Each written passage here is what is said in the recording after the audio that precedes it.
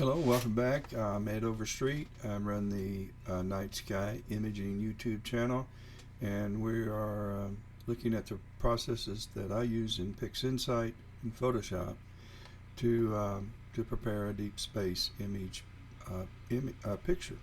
So let's go now to part 4, which is the weighted batch processing script, and let's head over to PixInsight.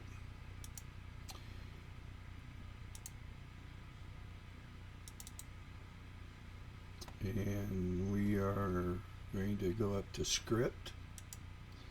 We're going to go to batch processing, and the very last one is the weighted batch processing script. Now this script, if you elect to do so, can calibrate. Let's reset this, clear all file list. This script can calibrate, it can register, and it can debayer, and it can integrate your pictures into a final HA, O3, S2, luminance, red, green, blue image. So it can do it all and prepare you so that prepare the images so that you can combine them in a color image, or in the case of a one-shot color camera, go ahead and finish the processing so that you can print and hang it on your wall. So I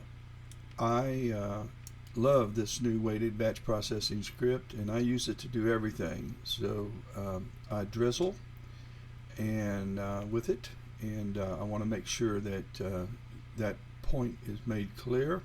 So let's set this script in action. What we now need to do is we need to load the files that we have we've run through the blink process. So you can either click on Add Files, and that is if they were taken by the same camera using Sequence Generator Pro. You can just add files, and you don't necessarily have to select add bias for the bias or add flats for the flats. You can, but you can select just add files, and I'm going to do that, and we're going to go to the crescent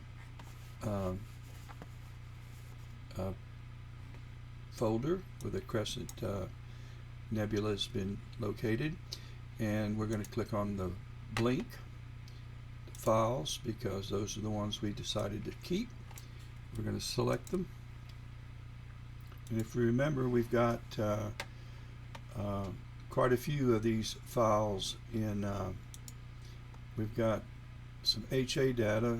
I think we had 49 of those, and we have almost as many O3, but our S2 acted up, guiding acted up, and we had to delete a mess of those. So these are the workable files, and so now we're going to add the calibration frames. So we need darks, we need bias, and flats.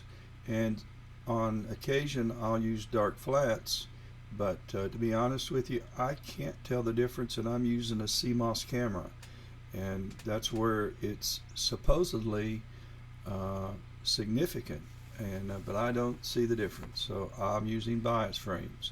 So I'm going to add the bias frames. Now every month I take a new set of calibration files, so I'm going to click on to my directory. I'm going to go to supporting files, and so far in October all I've used are two cameras. Are two camera telescope combinations. I've used the Vixen 625 and the Stellarvue 7DT, both wide view kits. Now I have two completely separate kits running. So these are the two that are connected outside, and these are the two I image with each night that I have clear skies. So I'm going to click on the 625, which was what I used for the crescent. I'm going to go to bias, and I'll select my bias frames, and we'll load those. and as you can see, it's brought them into the right directory. I'm going to go back to Files. I'm going to go over to Calibration. Let's get our darks, and my darks were ran at 300 seconds. So as you know, your dark file exposure time needs to match your light frame exposure time, and since they were all 300-second exposures, then I'm going to load 25 darks to be calibrated, and there they are. And it's time to load the flats, so I click on Files, and October supporting, we're going to go here, flats, and we want the narrow band. So here are the LRGB flats, you can see, and now we're going to get down to, we're at the B's. Now we're going to click on the S2 down through the O3. The key here is that when I named them, here's the O3, here's the HA right in here, so I know how to select them, add them. And now we have our flats. So our flats have been added, and our lights have been added, and our calibration data should look good, and it does. We have 50 bias frames to be calibrated with the darks. We have flat frames for our 3 channels. Here are our light frames. I have a total of 8 hours and 35 minutes of exposure time, only 35 minutes of HA. I've got almost 4 hours of O3 and a little over 4 hours of HA. So let's go back to my lights, and I do not have banding. I don't have linear, or I don't have lines running vertical or horizontal in my images. If I did, then I might click on Apply and either rows, columns, or rows and columns, but I don't have any of those issues. I do want to load my cosmetic correction template, so I'm going to click on Apply, and I save my cosmetic correction template right up here with the hot sigma ticked, and so I'm going to click on CC. By the way, remember I made another one. I'll need to delete that, but it's now showing 2 CC, CCC. They're both the same.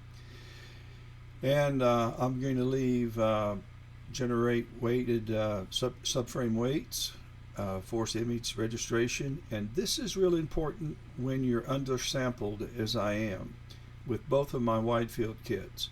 I will select generate Drizzle data, and you can find those images in your registration folder when you're finished. And I click on Apply. I'm also going to open this up and make sure, since this is wide field, that I have distortion correction checked. And because I do have distortion in the corners of my images, so I want to try to fix that some. I'm going to close that. Under weighted processing, I pick Galaxy. Always.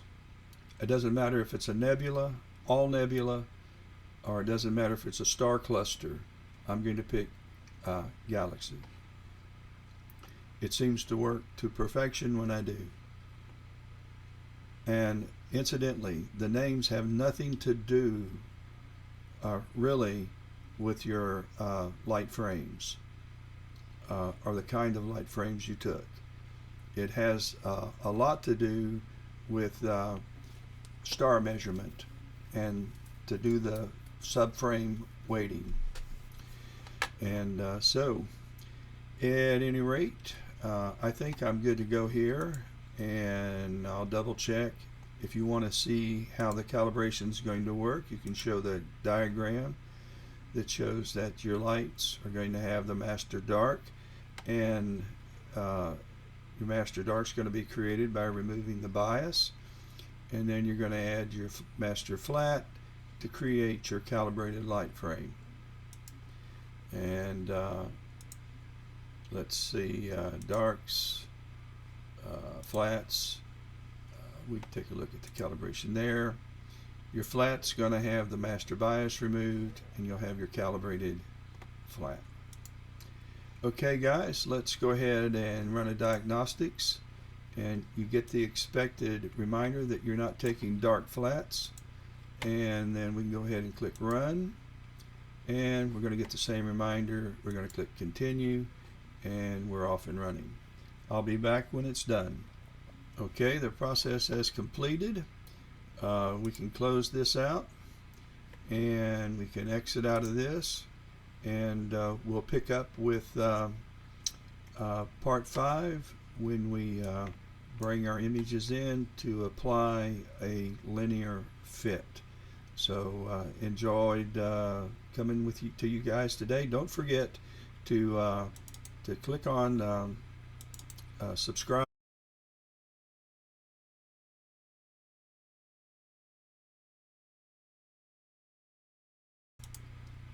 and all those other doohickeys that come up. Subscribe, like, and whatever. And if you do, I would appreciate you liking and subscribing and ringing the bell, and then you'll know when I do these next parts and other videos as well. So with that being said, I hope everybody has a great day. See you.